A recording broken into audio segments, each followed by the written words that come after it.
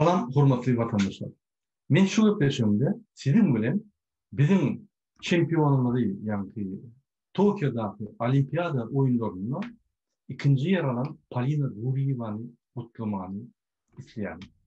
Ağır atletikaç Polina Guriyeva Türkmenistan'ın son 30 yıl tarihinde olimpiya oyunlarında ilkinci medal kazanan Türkmenistan'ı.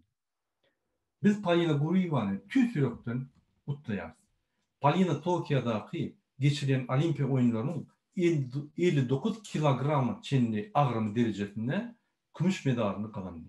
Elbette Polina köp yılların devamında Türkmençikleri geçirip şu derece şuraya yetti. Türkmenistan'da sport ulumunun ötüşü yeterli değil olsa da yine birinci Türkmen gıydı öz deri bilen üstünlükler kazanıp bildi. Tokyo'da Türkmenistan'ın bayrağını kaldırıp Türkmenistan'ın giyimini ayıttırıp bizim devletimizi bütün dünya tanıttı.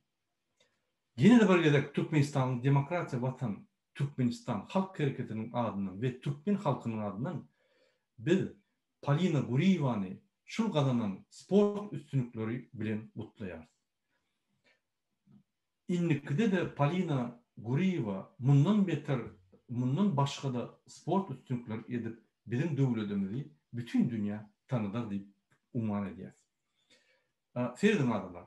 Yine bir adam Polina Guriyeva öz edermenligi bilen, öz ukyplygy bilen, öz deri bilen Türkmenistan devletinin awryny iň ýokary derejede bütün dünyada galdyrdy.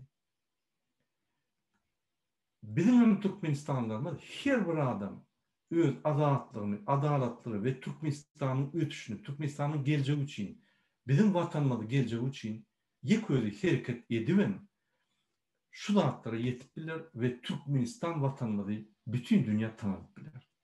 Şunun için biz şu Polina Guriyeva'dan gururlanmaly. Hormatly vatandaşlar, täze Türkmenistan için, adalet için, öz azatlygymy almak için bizim her bir adamyz Polina Guriyeva ýaly öz urunyna çempion bolmaly.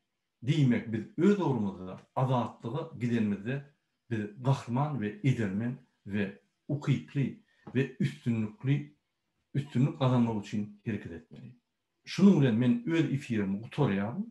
Ýene bir gelek bütün halkymyň adyndan, DBT Halk Hareketi adyndan biz Polina Guriyeva'ny şu kazanan sport üstünlüğü bilen kutlaýarys. Sağ olun.